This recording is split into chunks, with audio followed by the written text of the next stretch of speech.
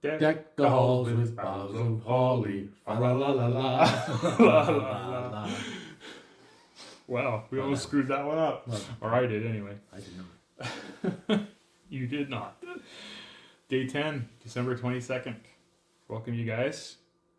My brother Chris and myself Adam here again to share with you another dram. So head to your tree, find day 10, and pour it in a glass. We will wait. Just kidding, we won't. Okay, here we go. So, Here's mine now. yesterday we had a beautiful sherried whiskey from Ben Nevis, and I hope you guys really enjoyed it. And we're going to stay kind of on that same theme today. The reveal for today is a real special whiskey that I found in Calgary, Alberta, called Michael Tor. The sherry one, 5 years old. And people are probably wondering, what the heck is Michael Tor? I've never seen that whiskey before. But chances are you have tasted a whiskey from this distillery before. What Michael Tor is a peated Glenallachie. So for those of you that know your whiskeys and like your sherried whiskeys, Glenallachie is a beautiful Speyside distillery that makes amazing almost exclusively sherried whiskeys, I think. But they decided to start producing peated ones. And so this is one of a series of Michael Tor, and what Michael Tor means is big pursuit. So they don't really go too much into detail as to why they call the whiskey Big Pursuit, except my guess is that's just what they're going after as far as taking over the Speyside region when it comes to peated whiskeys, or the top, Anyway. And maybe they're leaving it up to the sampler as well to decide what their absolutely. big pursuit are. Yeah. Or is. So this is unlike a lot of Islay whiskeys, they use mainland peat from St. Fergus, which has a real sweet phenolic content of at 35 parts per million. So kind of a middle of the road whiskey or peat level.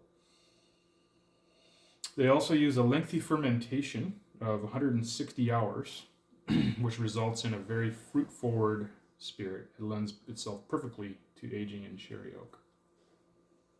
And I'm definitely getting a lot of fruit on the nose.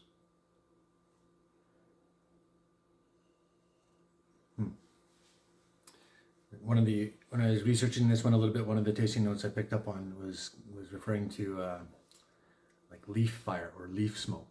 Okay. Suggestive of kind of autumn time, so a little bit before where we are right now in the season, but I can't, that was my favorite tasting note and I can't really get by it now, so that sweetiness that you reference makes me think of, burning leaves, the fall and kind of decomposing berries on the tree or on the branch or whatever the case may be.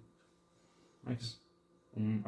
I've seen tasting notes of cedar wood and cigar box, which I definitely get cigar box as well.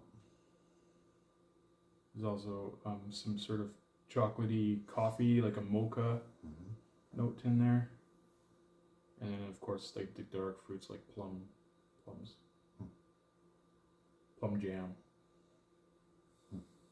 I got the coffee chocolatey notes when you mentioned it, when I was moving the glass side to side on my nose, and maybe that's what you have to do to get it. Yeah, absolutely.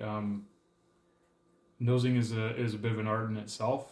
And so, so some people just kind of just stick their nose right in there like that. But sometimes one nostril can be more sensitive than the other. And so sometimes people will alternate. They'll go from one nostril to the other and kind of go side to side. Or like you said, I like to start out far and then work your way in. And then as soon as you get something, you stop and you just kind of explore that. And then move it a little bit closer until you get something else.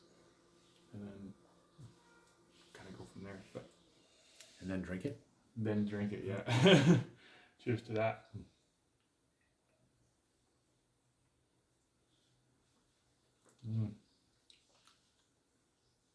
What do you think? Tastes like another? Yeah, that's pretty easy going. Mm-hmm. But yeah, full body, very lots going on. Yeah. So it's they said it's a 5-year-old whiskey.